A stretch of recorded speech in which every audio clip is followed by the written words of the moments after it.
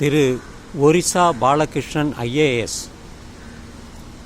அவர் தமிழிலே ஐஏஎஸ் படித்து வென்றவர். பல தமிழ் நூல்களை எழுதியுள்ளார்.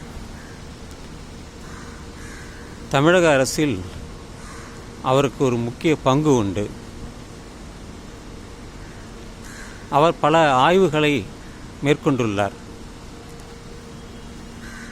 ஒரிசா மாநிலத்திலே மூலமுடுக்கெல்லாம் சென்று வந்தவர்.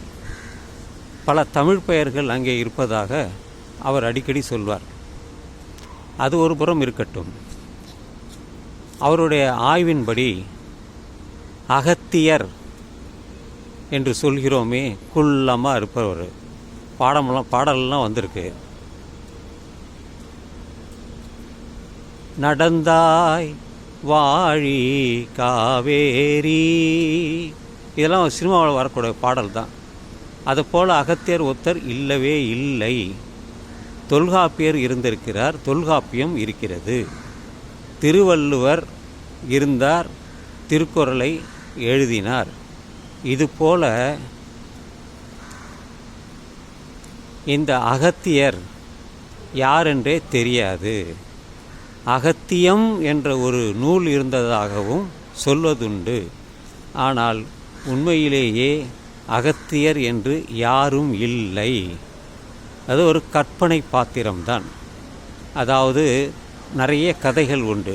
அதில் ஒரு கதை, அந்த பூமி தலைகீழாக குடசாஞ்சுது, அது அகத்தியர் போய் நிமிர்த்தினார், கையில் கமண்டலம் வச்சுருந்தார், அதிலிருந்து ஒரு காக்கா தட்டி விட்டுது, அப்படி வழிஞ்ச நீர் தான் காவேரி. இதெல்லாம் கதை.